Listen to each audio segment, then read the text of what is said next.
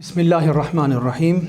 Me emrin e Zotit, mëshirues, mëshirbërës, mëshirplot, motra dhe vëllezër, miqët e dashamir, mirë se keni ardhur. Zoti ju është përbleft për pjesëmarrjen, ju është përbleft për kohën, për angazhimin. Formati i takimeve, le ta quajmë, është i tillë në mes trajtimit, le ta quajmë akademik, këndvështrimit nga folësi të një teme të caktuar që na lidh dhe na shqetëson të gjithëve. Pastaj lëm një hapësirë për bashkëbisedim, për pyetje, përgjigje, për diskutim. Gjithmonë kemi folur si hoxhallar apo si njerëz që janë marrë me çështjet e fesë, në përgjithësi për individin besimtar, individin musliman, për cilësitë e individit, për përgatitjen e individëve, mbaj mend vitet 90, 95 apo edhe 2000, pastaj dal ngadal po të kthehemi në histori, këta individ u bën familje dhe doli shqetësimi i familjeve të reja të muslimanëve, për cilësitë e këtyre familjeve, për misionin e tyre, për sfidat dhe vështirësitë e tyre. Tashmë ka ardhur koha, fal Zotit, të flasim për shoqërinë muslimane. Kjo s'do të thotë që nuk ka nevojë të flasim më për individet, kjo s'do të thotë që nuk ka nevojë të flasim më për familjet, por kjo është një zhvillim i natyrshëm i asaj që këta individ e këto familje tashmë janë bërë një shoqëri dhe duhet të flasim pikërisht për këtë shoqëri muslimane. Si mund të jetë një shoqëri e dobishme, si mund të jetë një shoqëri e qëndrueshme, ama këtu, përpara se t'i lë fjalën hoxhës doktor Justit, mendimi im është që një shoqëri nuk janë thjesht disa familje të bëra bashk apo disa grupacione, xhamate që jemi kaq tashmë në Shqipëri me mira apo me dhjetra mira. Shoqëria është një koncept më i gjerë se sa kaq. Fjala shoqëri përmban brenda jo thjesht numra, jo thjesht shifra numerik, por përmban brenda vlera, përmban brenda saj paketa vlerash, pozicionime, përmban brenda mendime që ofron jo thjesht për shoqërinë e vet, por edhe për pjesën tjetër të shoqërisë. Pra kemi të bëjmë më shumë se sa disa shifra dhe disa numra, kemi të bëjmë një strukturë mendimi. Kemi të bëjmë me njerëz, me një shtresë e cila ka përkatësinë e saj besimore, ka përkatësinë e saj të vlerave, ka leximin e saj mbi çfarë ndodh në shoqërinë, brenda dhe jashtë saj, dhe ka edhe propozimet dhe mendimet e saj. Kjo është me të vërtetë diçka që mendoj që është e pritur, e shumë pritur, dhe shpresoj që le ta quajmë si bashkësi dhe si shoqëri muslimane pikërisht të vim në këto nivele që jo thjesht të qajmë hallin apo të flasim për shqetësimet tona të brendshme, por të kemi leximet tona, por të kemi mendimet tona, të kemi dhe propozimet tona për pjesën tjetër të shoqërisë. Kush më mirë se sa doktor Justi Hoxha, i cili njihet që është aktiv, unë realisht kam shumë respekt, sepse është modeli atyre hoxhallarëve që nuk është mjaftuar kurrë me ato libra që ka lexuar apo me dëshmi. Ai është një hoxhë, një model i një hoxhe shumë aktiv në lexim, është një hoxhë që është kritik ndaj vetës, kritik ndaj në përgjithësi shoqërisë për cilës vim në shoqërisë së hoxhallarëve, por e gjitha është me dëshirën për ta ngritur nivelin e kësaj shoqërie, por është edhe një penë e mirë, edhe nga të rrallat pena, domethënë që edhe shkruajnë mirë, po shkruajnë dhe shumë. Nuk është se shkruajnë rrallë për mall, po Justi Shoqëri Zotit është për atyre që është shumë produktiv. Tamam është për mua është personi që mund të flasë për shqetësimet e një shoqërie të qëndrueshme muslimane. Një arsye tjetër që kam një vlerësim të veçantë për Justin, sepse ai është pinjolli një familje të madhe dhe është rënip i një dietari të madh të familjes Topulli, kështu që studimet në doktoraturë më kanë lidhur më shumë me Justin. E falenderoj në emër të secilit për jush, doktor Justin, për ardhjen dhe për pjesëmarrjen e tij. Ja le fjalën Justit, pastaj siç e përmenda në fund e lëm një hapësirë për bashkëbisedim, inshallah para namazit të akşamit përfundojmë. Edhe një herë shumë faleminderit secilit për jush për pjesëmarrjen. Allah shpëleft, Zot na fal kusoret. Gjithë inshallah. Edhe mu. Alhamdulillah wahde wassalatu wassalamu ala man la nabiyya ba'da. E nisim me emrin e Zotit inshallah, ashtu siç niset çdo punë e hajrit. Zoti shpërbleft për pjesëmarrjen, Zoti shpërbleft edhe Hoxh Feridin edhe Mberin për organizimin e këtij takimi. Më thonë drejtën, ai akademizmi ka të mirën e vet, se të fut në për disa hulli dhe në për disa aspekte që me qenë i saktë dhe rigoroz dhe vazhdimisht kërkues në temat që ti shqyrton. Po ka dhe një të keqe. Nuk ka një, ka shumë, po. Në përmendje një në grënd. Nuk të bën shumë praktik me njerëzit. Dhe unë kam një siklet shpeshherë, s'duhet i përsërit një temë ta përsëris 2 herë. Se po morëm një studim, po morëm edhe kaloj hiku tjetër dhe nuk duhet merresh me të. Në fakt nuk është ashtu. Allahu në Kur'an fadhakkir fa inna dhikra tanfa'ul mu'minin, me fal përsëritja besimtarëve, rikujtoja besimtarëve sepse ajo rikujtimi u bën atyre dobi. Kështu që tema që do të mbaj sot faktikisht është eri përsëritur për disa që dëgjojmë për herë të dytë, ndoshta pak më ndryshe se që kam trajtuar herën e parë. Edhe unë më vën siklet kur edhe ata e dëgjojnë për herë të dytë. Por mendoj se është e rëndësishme dhe ka gjëra që duhen ripërsëritur vazhdimisht. Sepse kam vënë re që shpesh herë kur ti ke munguar të njëjtën gjë përsërit vazhdimisht, pavarësisht mënyrës se si shprehesh. Allahu thënë në Kur'an, nëse ju e shikoni,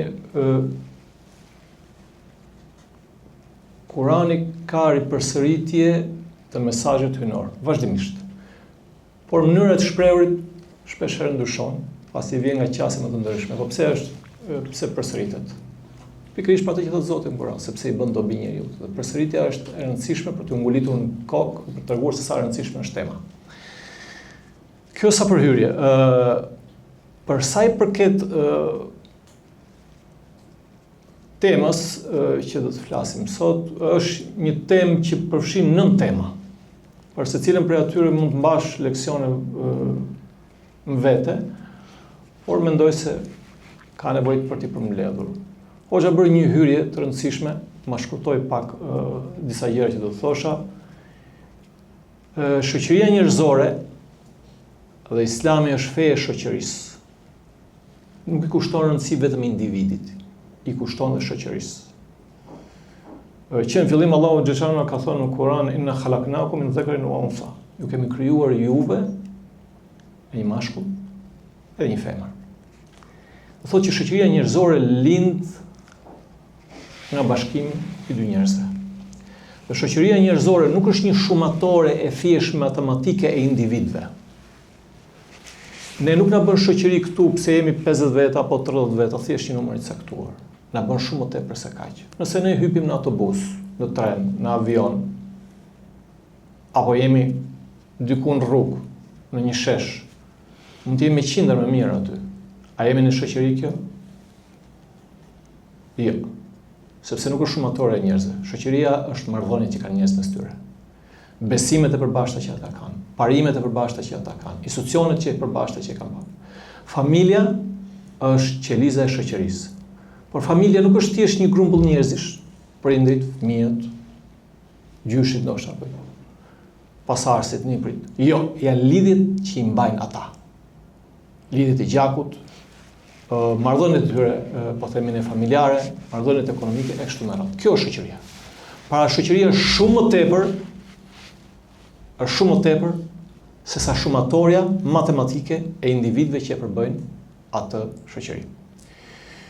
Allahu xhallahu ka përcaktuar ligje fizike se si funksionon kjo botë, por edhe ligje sociale apo ligje shoqërore. Në Kur'an ligjet apo rendi i Zotit quhet sunen. Njëta fjalë si sunet që përdorim ne. Po në këtë rast vjen me një kuptim të tjetër edhe pse nuancat etimologjike kanë të njëjtën rrënjë. Po sunen apo sunne do të thotë diçka vimësi, një veprimtari të caktuar, rend, ligj, rregull, praktike vazhdueshme, vimësi e diçkaje. Dhe Allahu në Kur'an shpesh herë kur përmend ngjarjet e popujve të kaluar, ata që kanë ndodhur me ata, ka raste që e mbyll sunnetullah, thot, ky është ligji i Zotit, apo rendi Allahu xhashanu. Dhe ka edhe ajete ku thot walan tajida li sunnatillahi tabdila walan tajida li sunnatillahi tahwila. Ku thot që ti nuk do të gjesh thot në sunetin e Zotit, pra në ligjin e Zotit apo në rendin e Zotit thot, ndryshim, zëvendësim, transferim. Pra, kjo gjë që u ka ndodhur këtyre popujve, do të ndodhi edhe tjerëve. Këto gjë që u ka ndodhur këtyre individëve, do të ndodhi edhe tjerëve. Këto janë ligjet e shoqërisë. Sunetet e Zotit apo sunetet hynore të Zotit apo ligjet e shoqërisë, ne mund të quajmë sot ligjet e shoqërisë. Dhe ajo që shpesh herë ne si besimtar na mungon për të kuptuar se ku i qëndrojnë forca jona apo defektet tona apo problemet tona, është sepse shpesh herë ne nuk kuptojmë dhe nuk njohim si duhet ligjet hynore të Allahut xhanu që veprojnë në shoqërinë njerëzore. Ata të huajt që nuk e musliman kanë krijuar institucione, kanë krijuar akademik, kanë krijuar po themi ne libra, studime, si vetëm për të studiuar shoqëritë njerëzore dhe për të kuptuar se si funksionojnë ato. Ndërkohë që në shumë gjëra i kemi në Kur'an apo kemi në jetën e Profetit sallallahu alajhi wasallam. Jo më kot. Kurani ka zbritur në një periudhë 23 vjeçare. Për çfarë arsye? Sepse ne dimë që pjesë e madhe e Kuranit ka zbritur me shkaqe, me arsye, për shkak të ngjarjeve, për shkak të situatave. Madje edhe kur tregohen historitë të popujve të pashme, lidhen pikërisht me ngjarjet që ndodhin profetit. Dhe 23 vjet janë jetë, nuk janë pak. Nuk janë pak. Pse në mënyrë që ai dhe Kuranit, mesazhet e Zotit, të lidheshin me jetën e përditshmërisë. Pra, ato sunetet e Zotit, të cilat Allahu xhanu i potencon në Kur'an përmes anës historike, po themi ne, njerëzit e kuptojnë ato në praktik. Të kuptojnë ato në jetën e përditshme. Kështu që ne nuk mund të kuptojmë fen ton dhe nuk mund ta zbatojmë fen ton nëse ne nuk e jetojmë atë në praktik dhe nëse ne nuk njohim praktikën, nuk njohim realitetin e njerëzve. Nuk njohim pikërisht ato ligje që funksionojnë në jetën e njerëzve. Hash prefes është kjo. Njerëzit mendojnë se ti mund të kuptosh defektet e shoqërisë vetëm duke lexuar hadithe dhe jetë pa i lidhur ato me jetën e përditshme. Jo, që të kuptosh Kur'anin më së miri lidhet me jetën e Profetit sallallahu alajhi wasallam. Nëse ne e lidhim jetën e Profetit sallallahu alajhi wasallam me Kur'anin, do të kuptosh shumë mirë Kur'anin. Nëse i lidhim hadithet me ngjarjen me sirrën e Profetit, me jetëshkrimin e Profetit sallallahu alajhi wasallam, do kuptojmë edhe më mirë Islamin. Sepse Islami i tillë është. Sigurisht ka aspektet, po themi ne, akademike apo aspekte teorike, po në thelb Islami ka ardhur që të shërbejë njerëzve në këtë jetë. Dhe cilët janë këto ligje, të cilët ne kemi nevojë për të formsuar një shoqëri të shëndosh, besimtare dhe një shoqëri rezistence dhe të qëndrueshme, për cilën është edhe tema e takimit. Ka një ligj apo një ligj ose një parim që përdorin shpesh ta sociologët, po marksist kryesisht e përdorin, duke qenë se marksistët janë determinist, me fjalë fatalist, shoqëria njerëzore ka lënë në faza në mënyrë të domosdoshme, s'ka shans të kalojë ndryshe, të kalojë nëpër këto ligje. Edhe nuk ka mundësi të devijojë ndryshe, që është faktikisht e këmbuar. Çfarë thotë kjo thotë? Ky rregull thotë që ndryshimet sasiore sjellin ndryshime cilësore. Pra sa më shumë të ketë, fillon edhe ndryshon edhe cilësia. Kjo është deri diku e vërtet, po jo plotësisht e vërtet. Nuk është plotësisht e vërtet sepse ne jemi shumë, shpesh herë, edhe shumë. Bëhem edhe shumë. Pra ne shtojmë individ musliman, bëhem pjesë e shoqërisë, bëhem pjesë, me fjalë, ndoshta ne shikojmë kur falim Bajramin që mund të jenë më mirë aty. Sigurisht ata që njerëz për Bajram nuk janë njerëz që vinë të rregull në xhami, por nuk janë pak. Edhe ata që vinë në xhami. Dhe megjithatë shikojmë që nuk funksionojmë si shoqëri tamam normale siç duhet. Pse? Pse nuk ka sjell shumësia edhe cilësi? Sepse jo gjithmonë shumësia sjell cilësi. Ne kemi një hadith të frikshëm që të trëm nga Profeti sallallahu alajhi wasallam, i cili thotë Hadithi i njohur që thonë që ju do të jeni shumë, thot, lakin guthake, guthari sejl, por do të jeni si shkuma e detit për kthejnë, faktikisht nuk ka det aty, nuk e di pse ku ka hyrë kjo përkthimi shkuma e detit. Hadithi profetit alayhis salam thotë do të jeni gutha sel, nuk i thon detit, i thon vërshimit që krijohet nga rrebeshi i shiut. Me fjalë, imagjinoni arabët tash që jetojnë në një shkretir mes luginave të maleve, kush ka qenë në Mekë për umrë e ka parë, dhe kur bie shi shpesh herë atje krijohen masive uji dhe krijohet për disa orë apo brenda një dite mund krijohen edhe vërshim lumi si prua. Dhe profeti sa thon gutha sel, gutha i thon atyre mbeturinave apo llumit apo kashtës apo edhe shkumës mund ta përdorim, edhe shkumë shkon në këtë rast. Dhe pra gjërat pa vlerë. Pra jeni të tillë thot me fjalë si janë këto që sjell vërshimi i shiut apo i prrojt apo ajo që krijohet nga vërshimi që mbasi bie i ujrave, të tillë jeni, pra gjërat pa vlerë, me fjalë edhe pse jeni shumë. Pra ti mund të jesh shumë, po s'ke cilësi. Dhe çfarë është ajo që na bën ne një shoqëri që të ketë cilësi? Cilat janë ato karakteristika? Unë do të përmend këtu 8 karakteristika apo 8 cilësi që kam mundur të mbledh nga leximi im ose nga meditimet e mia, mund të jenë më pak, mund të jenë më shumë, me fjalë e rëndësishme që besoj nuk se del jashtë këtyre që unë do të përmend këtu. E para është ajo që njihet ndryshe si kohezioni social. Çfarë është kohezioni social? Se pak kështu si termi huaj. Lidhje që kanë njerëz me njëri tjetrin. Solidariteti i grupit. Pra mua çfarë më lidh me tjetrin? Çfarë më bën mua ne? Çfarë na bën neve? Na bën neve çfarë na kemi shumë? Identiteti jonë i përbashkët. Çfarë jemi ne? Jemi shqiptarë për shembull. Kjo është pjesa asaj që na bën neve grup. Jemi besimtarë. Jemi xhamati këtij xhamie. Jemi ku diun nga qyteti X. Pra i ka disa pjesë element identitar apo disa elemente të cilët na bëjnë bashkë neve. Kjo është kohesioni social. Ajo që na bën neve na lidh bashkë, që mund të jetë etnia, mund të jetë fisi, mund të jetë familja, mund të jetë ideologjia, mund të jetë feja. Dhe ajo që na bën bashkë si besimtar është feja.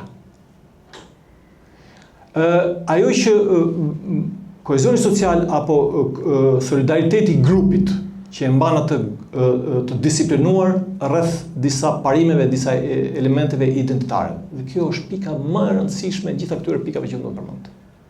Ajo që Ibn Khalduni e quhen ke mukaddimja, pra hyrja e librit të historisë, asabije. Çfarë thotë Ibn Khalduni? Ibn Khalduni thotë që asabija nuk është gjë tjetër vetëm se ai solidariteti klanor i fisit, që i ban fisin shumë të lidhur me njëri tjetrin. Beduinët për shembull, njerëzit nomad që jetojnë në shkretëtir, e kanë shumë të fortë, sepse nuk mund të jetojnë dot pa qenë të lidhur me njëri tjetrin, pra mbështesin njëri tjetrin. Dhe këta e kanë shumë të fortë. Dhe çfarë bëjnë? Duke qenë se këta e kanë shumë të fortë, ata janë në gjendje të mundin dhe të dominojnë një shoqëri tjetër më të madhe, edhe në qoftë më e madhe në numër, por është e pa lidhur me njëra tjetrën. Nuk është e lidhur me njëra tjetrën. Pra, dhe këta janë ata të cilët zëvendësojnë elitat, thotë. Ajo rregull nëse keni dëgjuar kujtohet me Ibn Khaldunin që thotë që me njerëz të fortë krijojnë stabilitet, qetësi, pastaj qetësia që krijon njerëz me fjalë të dobët, ta krijon kriza, e kriza krijon prapë me fjalë individë kështu me radhë. Edhe këta janë njerëzit të cilët janë të lidhur, janë solidarë me njëri tjetrin dhe nuk e dorëzojnë njëri tjetrin, një për gjithë dhe gjithë për një. Këta janë ata të cilët triumfojnë dhe dalin në krye. Nuk ka rëndësi numri i tyre. E rëndësishme në solidariteti i grupit. Sa më i fortë që të jetë, sa më i lidhur që të jetë, aq më i fortë janë. Dhe ne këtë e kemi histori. Me fjalë, historinë botërore, nëse shikoni historitë njerëzore që nga Roma e lashtë, që nga historia islame apo dyndjet mongole, kudo që shikon, pra njerëzit që kanë krijuar histori dhe kanë krijuar ngjarje pikërisht apo kanë bërë mbretëri apo kanë bërë perandori pikërisht apo kanë krijuar luftra, janë pikërisht ata që kanë solidaritetin e grupit më të fortë. Ata që janë të lidhur me njëri tjetrin, ata që kanë krijuar atë ne. Ne jemi ndryshe nga se neja është identitet dhe krijohet në dallim me diçka tjetër. Dhe kjo është shumë e rëndësishme sepse mbas të kësaj vijnë të tjerët më pas. Pejgamberi sallallahu alajhi wasallam kur shkoi në Medinë, nga Mekka në Medinë, çfarë bëri gjëja e parë që bëri? Bëri xhamin, thonë, po. Përveç se bëri xhamin, çfarë bëri? Sa sahabë ishin me të nga Mekka? Pak ishin. Bëri vëllazërimin mes Mekasve dhe Medinëve, mes muhaxhirinëve dhe ensarëve. Aq deri në atë pikë sa që nëse vdiste ndonjë prej ensarëve apo prej muhaxhirinëve, trashëgonin njëri tjetrin. Derisa erdhi pastaj dispozita e Allahut që shfrytëzoi këtë, pse kjo ishte në fillim për t'i bërë atë vëllezër si të ishin vëllezër gjaku. Në mënyrë që muhaxhirët e Mekës që ishin pakic, mos të ndiheshin të huaj në një vend që ishte 400 km larg vendit të tyre, pra mos të ndiheshin të huaj, të ndiheshin si vëllezër atyre.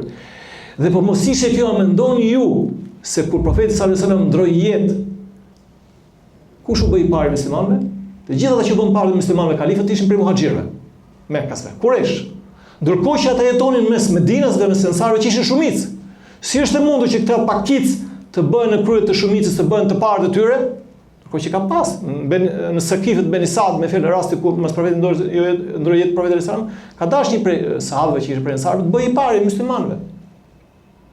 Po nuk u miratua Ebu Bekri, më pas Omeri, Uthmani edhe Aliu. Pse? Sepse të ndiheshin si vëllezër, pavarësisht se ishin nga fiset të ndryshme, ishin nga vende të ndryshme. Pra profeti sallallahu alajhi wasallam bëri vëllazërimin mes tyre.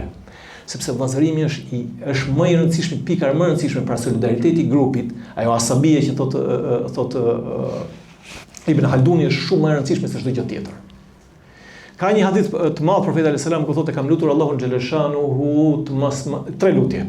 2 mi pranoi, 1 nuk pa pranoi. E kam lutur Allahun xhaleshanuhu të mos ta shkatroj ummetin tim me fatkesi natyrore siç ka shkatruar ata që kemi më parë. Dhe Allahu xhaleshanuhu më pranoi. Pra me tormente, me fatësira, me gjëra që kanë ndodhur, kupton. Dhe Allah më pranoi këtë. E kam lutur Allahun xhaleshanuhu të mos e shkatroj ummetin tim me armik e jashtëm që vjen nga jashtë dhe shfarës. Edhe Zoti më ka pranuar këto. Ka pas luftra muslimane dhe dëmtim sigurisht ka pas, po asnjëherë nuk janë zhdukur. Me fjalë 12 mongole kanë qenë batërdi kanë qenë. Një pjesë duket sot sikur sot është periudha më e keqe që ka vujt Islami. Jo, nëse lexon historinë do shikosh që ka pas shumë keq. Kryqëzatat apo mongolet me fjalë kanë qenë tmerr kanë qenë. Sa që ka pas për ulemave, edhe për shkak të disa ngjashmërive që kanë ardhur në ditë ta janë i xhuxhët dhe maxhuxhët kanë thënë. Për mongolet. Sa aq me fjalë krime kanë bërë, kanë shkatruar një mbretëri të tërë, Hawarizmin që ishte para që ishte këtej në zonën lindje që është Irani, këta Matan që janë to vendet Afganistane, them thash, dhe pastaj erdhën edhe Iran dhe Irakut, ku ishte edhe kalifi Abbasit. E dojin e shkatruan e batërdin bënë. Pra ka kaluar në shpesh herë musliman, po prap nuk kanë rënë. Nuk është duk Islami. Ranë në Andaluzi, hyrin në Ballkan. Pra Allahu xhallahu ka pranuar profetit sallallahu alajhi wasallam këtë dua. Duan e tërë që nuk ka pranuar është kur i luti Allahun xhaleshanuhu që të mos bëj thot që të vritet mes vetes. E flet soptor njëri tjetër. Nuk e pranoi Zoti. Do thotë që armiku më i keq dhe armiku më i dëmshëm për ne është përçarja. Është shkatrimi. Pra ne thotë Allahu në Kur'an law anfaqta jamia ma fil ardi ma alafta bainahum walakin Allah alafa bainahum. Thotë nëse ti do të kishe shpenzuar gjithë pasurinë që kishe në botë, thotë ti nuk do t'i bëje bashkë ata. Nuk do të bëje zemrën e tyre bashkë. Por Allahu xhaleshanuhu i bëri bashkë ata. Sepse kjo është shumë e rëndësishme. Të qenit bashkë, të qenit lidhur me njëri tjetrin, kjo është forca më e madhe. Mas kësaj vijnë gjithë të tjerat. Nëse kjo është shumë e rëndësishme, pra kohezioni social apo asabia apo solidariteti i grupit, kjo është më e rëndësishme, nëse këtë e ke kalohet pasaj ke pikat e tjera. Faktikisht ka ndonjë shumë gjëra të tjera po të them për këtë, po ndoshta pak nga fundi mund të them diçka shtesë. E dyta.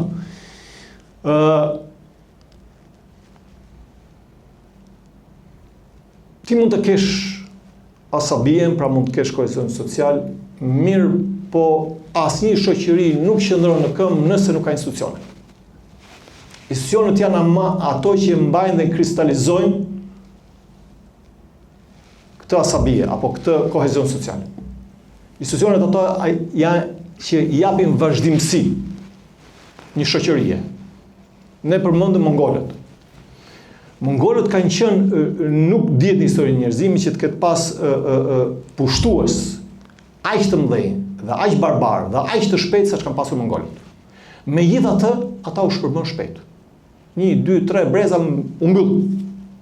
Pse? Sepse nuk krijuan dot institucione. Nuk krijuan institucione.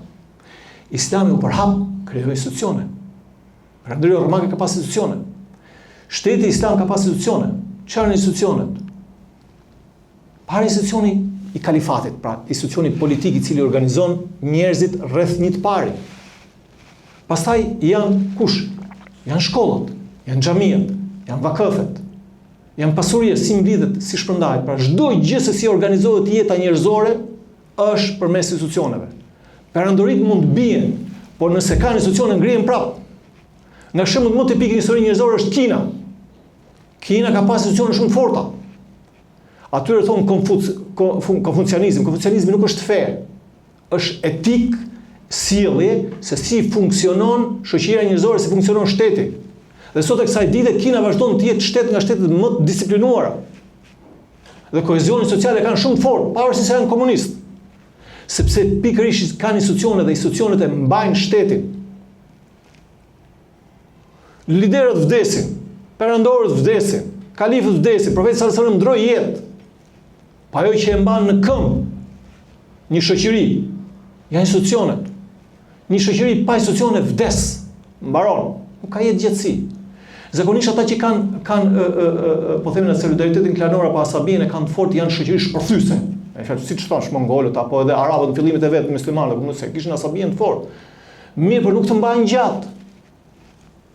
Motivimi sado gjatë që gjatë nuk shkon shumë. Ajo që të mban kush është disiplina. Dhe disiplina kush e krijon? Krijon institucionet.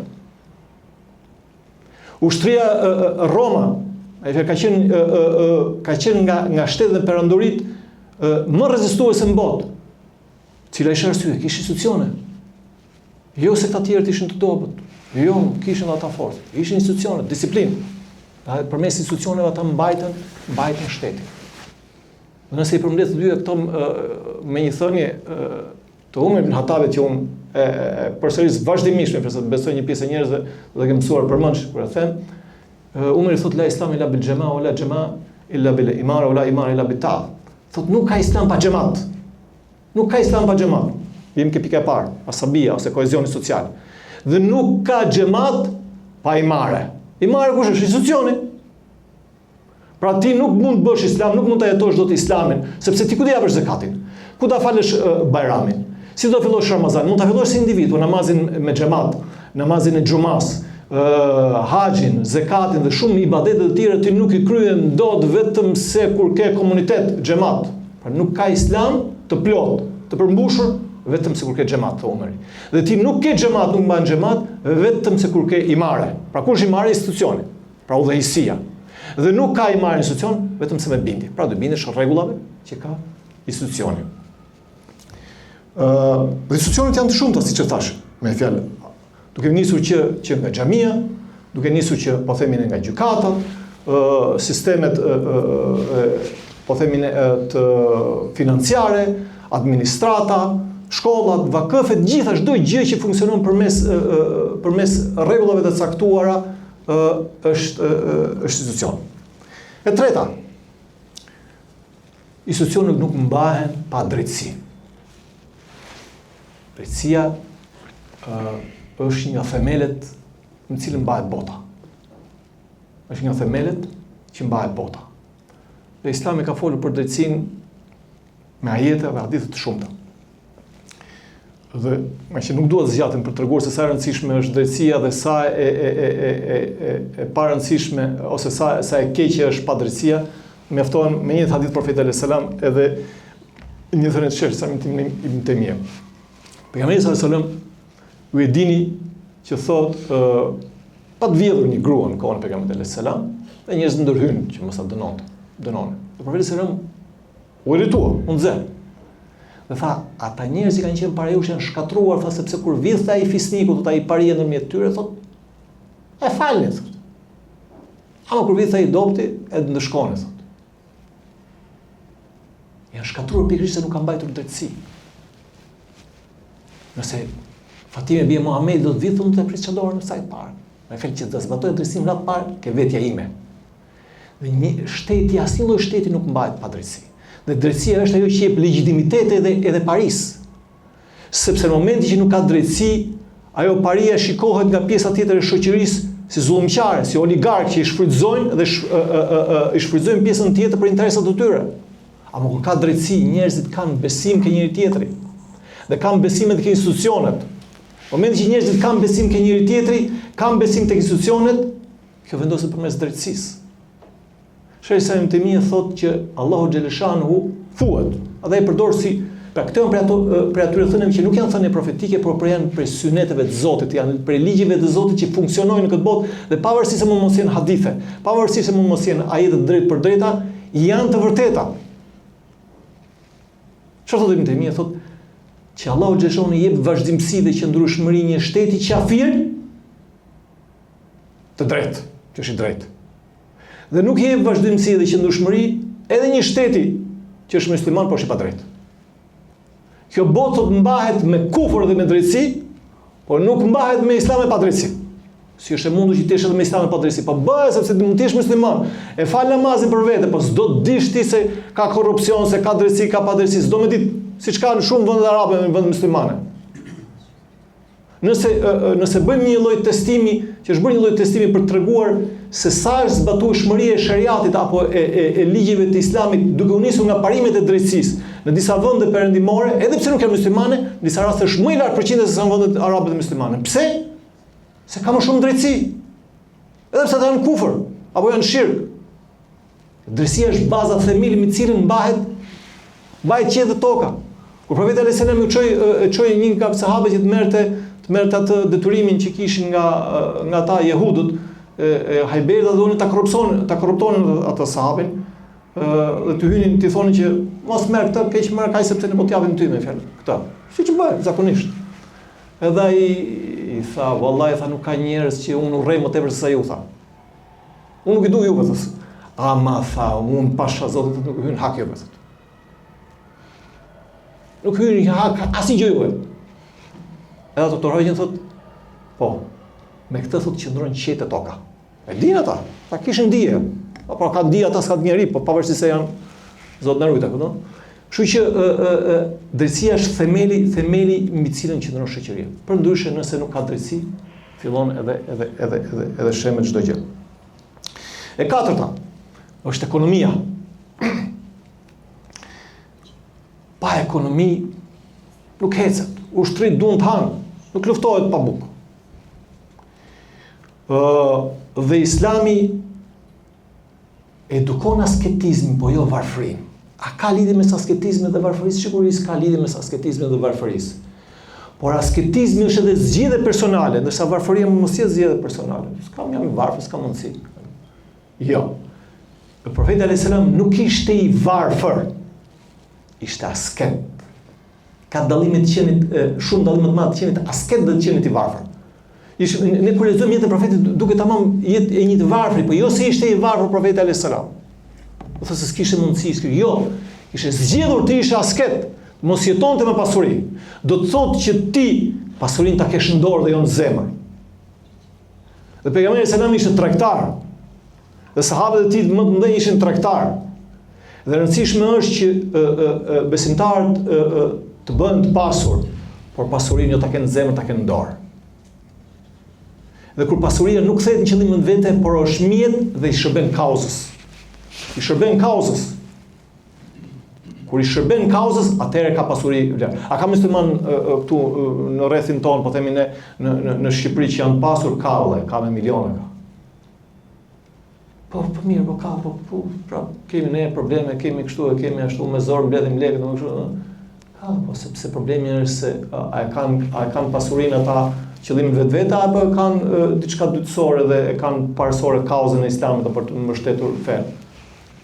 Fatkeqësisht është shpeshherë japin atë zakatin kush japin pjesë tjetër alhamdulillah me fjalë. Nuk e kanë kauzë jetën dhe fenë. Prandaj edhe pasuria nuk shpeshherë nuk ka duk. Me fjalë jepet alhamdulillah, jepet për zakat, jepet për iftar, jepet për kurban, jepet për jetim. Okej, po shoqëria ka nevojë për institucione. se po vjen dhe kurbani tashti. Po bamirësia ka nevojë për institucione. Ka një institucion vakëfe. Ngresh një institucion vakëfe, si janë mbajtur dikur njerëz, janë mbarë me vakëfe. Ngrej një institucion vakëfe, ka investime për vakëfe? Ka. Po janë ku duhet të jenë, si janë ku duhet të jenë. Pra kjo pasuri duhet investohet aty tek gjëra që janë të qëndrueshme në vazhdimsi. Yedullahi, yedul ulya khair min yedul sufla, thot profeti sallallahu alajhi wasallam, që ajo dora e sipërme është më e mirë se ajo dora e poshtme. Do thotë që ti je i pasur, t'japësh më, këtu është qëllimi. Është më mirë se ti je i varfër, as bëhet fjalë. Apo hadithi që kujtohet me profetin sallallahu alajhi wasallam kur profeti më thoshte që jo kanë kaluar ata sahabët të cilët japin dhe këta nuk japin. Erdhën ata dhe thënë ngankuan profetit sallallahu alajhi wasallam, thonë ne nuk japim, ata japin. Çfarë bëjmë? Dhe profeti sallallahu alajhi wasallam i tha, thoni 33 herë mas namazit me fjalë subhanallahu alhamdulillah Allahu akbar, edhe i arrini ata. E mësuan ata pasur edhe këtë. Edhe profeti sallallahu alajhi wasallam tha, ata e mësuan, çfarë bëjmë tash me diçka tepër. Ska, edhe vali fadlullahi uti me isha. Kjo është mirësia Allahu xhëshanu që e jep kudo. Nëse ata bëjnë të njëjtën gjë se ju, bëjnë ata tepër, është një mirësi që Allahu xhëshanu ka dhënë atyre. Që njeriu duhet të qenë i pasur, pasuri mos ta ketë në zemër, ta ketë në dorë. Dhe kjo është ajo, nëse hym në sociologji, pastaj teza e Max Weber që thoshte ajo etika protestante e shpirti kapitalizmit. Me fjalë kapitalizmi u zhvillua pikërisht për shkak të asaj etike fetare që kërkonte të fitonte para, po jo fitonte para për të bërë i pasur, për të jetuar, po për të fituar në vazhdimsi, sepse ata shikonin se kënaqësia e Zotit në këtë botë apo suksesi i Zotit në ahiret tregoi që suksesi i njeriu që fitonte në këtë botë ishte i pasur. Kjo kishin konceptin ata dhe kjo ishte arsye që pse lindi kapitalizmi dhe zhvillimi i kapitalizmit sipas Max Weber. Ndërkohë që ne këtë e kemi në Islam shumë më mirë se çka kanë ata. E katërta, dia. Shoqëri që nuk krijojnë shkencë, shkolla, universitete, biblioteka, arkiva, nuk zhvillohen. Njerëz që nuk kanë dije, nuk prodhojnë dije dhe nuk mësojnë dije, nuk përcjellin as vetveten e tyre.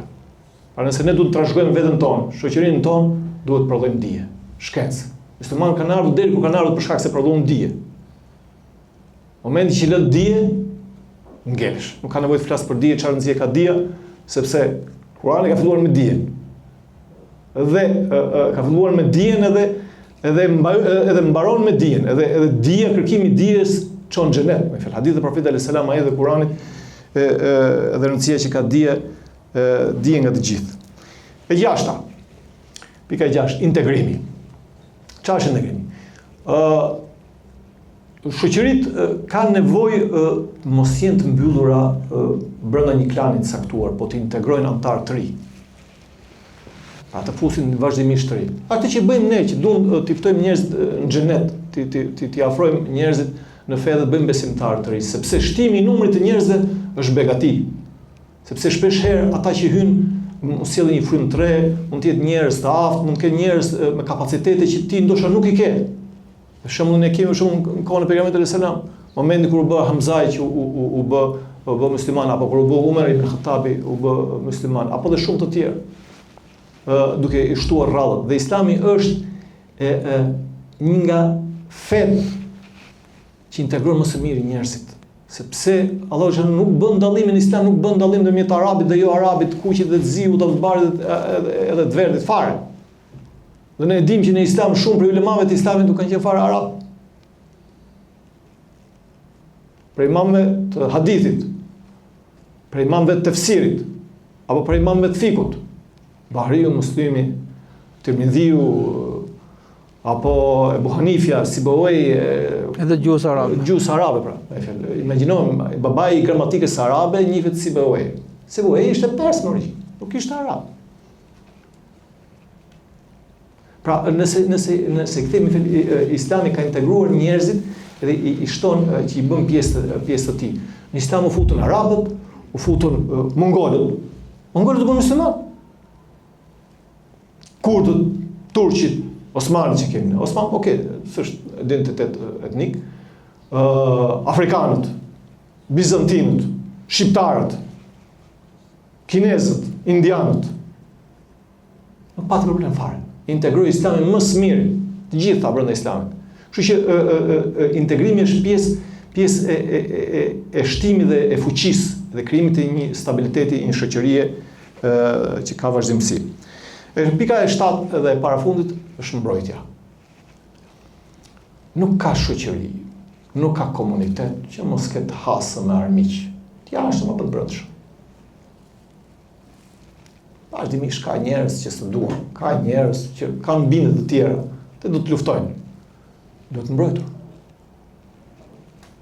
Duhet mbrojtur bashkësia, komuniteti, qoftë nga ana ligjore, qoftë nga ana, po themin, ekonomike, nëse është nevoja shpeshherë ty të mbrohesh edhe nga ana ushtarake, pra duhet mbrohesh nga të gjitha rreziqet që ti kërcënojnë bashkësinë dhe komunitetin tënd.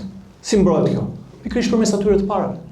Duke rritur solidaritetin, vllazërinë mes grupit, duke krijuar institucionet, ekonominë, drejtësinë, gjitha këto. Dhe duke krijuar edhe institucione të cilat merren me monitorimin apo me ruajtjen e bashkësisë nga elementet që mund ta destabilizojnë atë. Apo qoftë nga sulmet e jashtme, qoftë nga sulmet e brenda. Nuk do thotë dikush censur, kontroll.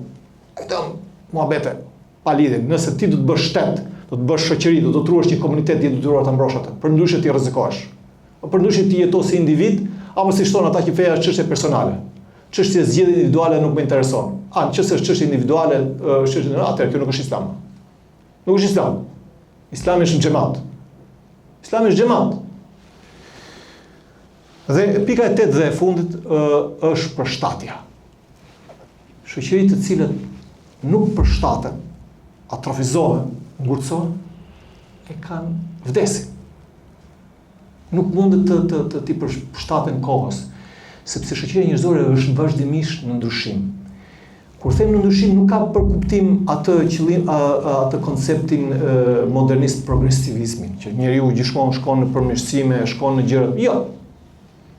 Nuk shkon njeriu gjithmonë në përmirësim. Po flas ndryshim, qoftë për mirë, qoftë për keq. Çfarë lloj situate. Dhe duke qenë se njeriu shoqëria ndryshon në mënyrë të vazhdueshme, ti duhet të përshtatesh asaj si masrëthanëve, qoftë për mirë, qoftë për keq. Si u përshtat profeti sallallahu alajhi wasallam në Mekë me situatën që ishte dhe si u përshtatën në Medinë, dhe si u përshtatën sahabët. Nuk ngetën të ngurtë, po detyruan që të përshtateshin, krijonin gjëra të reja. Profeti sallallahu alajhi wasallam në luftën e Hendekut, kjo është gjë e thjeshtë, po nuk është gjë e thjeshtë për ata, është gjë e madhe. Një nga elementet strategjik apo të luftës betejës ishte se ata hapën një Hendek. Hendeku nuk ishte as e njëfshin arabët, ç'është kjo? Do të hapën Hendek, me kriju barierë ndërmjet nesh edhe armikut. As i shkonte në mend atyre fare. Nga mësoi profeti alayhis salam këtu? Nga Selmani. Selmani ishte pers të përdonin këtë sepse kishin përvojë në luftë shumë më të gjatë se sa arabët, ishin perandori me fjalë mira veçare edhe përdonin këtë si taktik, edhe kur erdhën Qurayshët u shtangën, edhe sigurisht luftën e humbën. Sahabët më pas mbrapa krijuan institucione të cilat nuk ishin kohën e pejgamberit alayhis salam. Për shembull, shumë e thjeshtë. Pejgamberi Ebu Bekri, për shkak se gjithë pasurinë e tij e dhuroi për kauzën e fesë, nuk kishte më tregti dhe jetonte me punë të thjeshta që e bëre.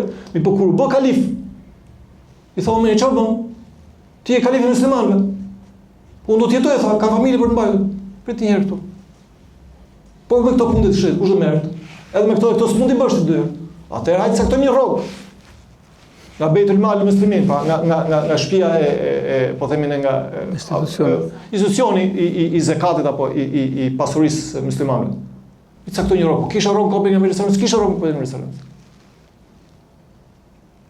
Umeri mori sistemin e regjistrave që njihet divan. Divan e kujtëm atë që ulën, po vjen nga persishtja. Sistemi i regjistrimit të ushtrisë apo ndarjes së pasurisë apo ndarjes të zakatit apo ndarjes po themin të taksave, gjithë ato që ne mori nga persët.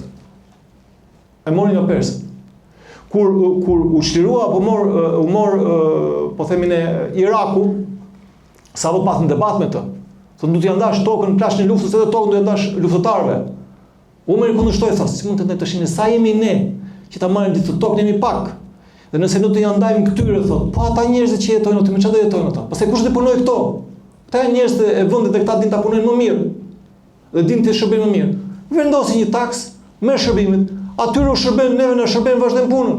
S'kemi se të ndajmë tokën si pasuri, si plesh lufte. E kundërshtuan fillim sahabët, pastaj u bindën e pranuan. Në kohën e muslimanëve nuk kanë pas monedën e tyre, në fillim fare. Shikoni histori që mund të ketë monedha bizantine, dhe fjala dinar dhe dirhem që përdoret në historinë islame nuk janë fare arabe, terma arab, janë terma grek, terma bizantin. Dhramia. Me janë njëta fjalësh.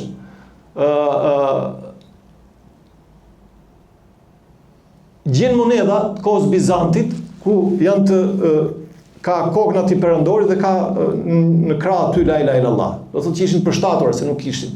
Derisa nxorën monedhën e tyre muslimanët. Në kohën e viteve. Në kohën e Abasidëve, ku u rrit pasuria, u rrit pushteti. U krijuan institucione pafund, u krijuan vakëfe, u krijuan biblioteka, u krijuan studime, observator, deri edhe për observator për astronomin kishte. Pra njerëzit u përshtatën sipas rrethanave, sepse nëse ti nuk përshtatesh me kohën, ti vdes. Po çdo do të përshtatesh? Do të thosh përshtatesh për ato gjëra të cilët ti nuk largohesh nga parimet. Nuk largohesh nga parimet bazë të fesë. Parimet bazë nuk ndryshojnë asnjëherë, sepse parimet bazë janë të vlefshme në çdo kohë, në çdo vend. Parimet, rregullat e bazë shariatit, moralit, disiplinës, ligjit. Ka gjëra që sigurisht ndryshojnë, sipas situatës, sipas vendit, bëhet edhe kuvendi. Kjo ishte pak shumë ajo që dohet thoya. Unë kam sjellë 2 grafik këtu për ta lidhur pak me temën e parë. Këtu lart pak. Kthejmë pak këtu ke Shqipëria.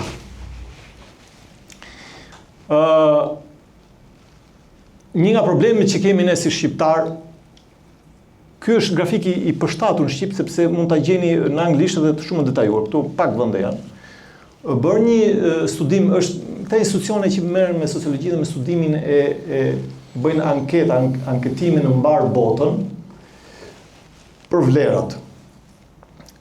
Dhe për si percepton shoqëria, me fjalë, shumë probleme që ka, komplekse që ka në të, dhe një nga pyetjet kryesore që është bërë, kjo anketim, sigurisht anketimi ka ato plus minuset e veta, pra nuk është, po themi, në një panoram e plot 100% sakt, po gjithsesi nuk e nëse ndiqin kriteret shkencore, jep një lloj saktësie anketimi.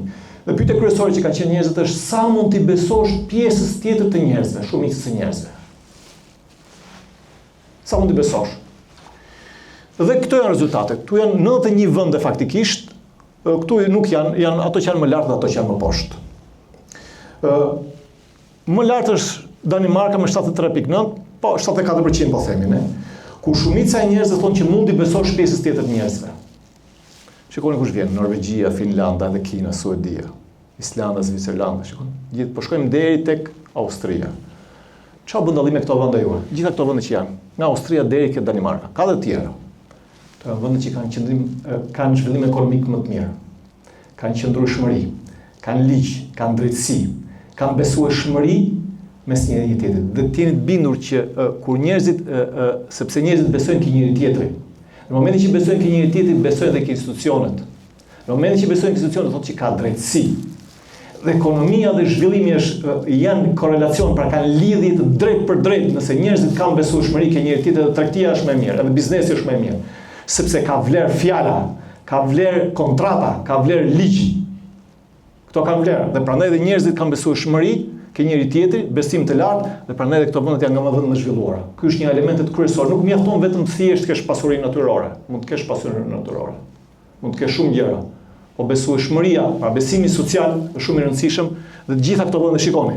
Jo, nuk është rastësi që gjitha këto vende janë nga vendet me mirëqenie më të lartë dhe edhe zhvillim më të mirë, sepse pikërisht besueshmërinë e kanë tepër të lartë. Shikoni tash se kush është në krye aty. Zimbabweja. Po ta përmbysur, faktikisht duhet përmbysur, duhet përmbysur sepse Shqipëria është e dytë, në 2.8 apo 3%. Katastrofë.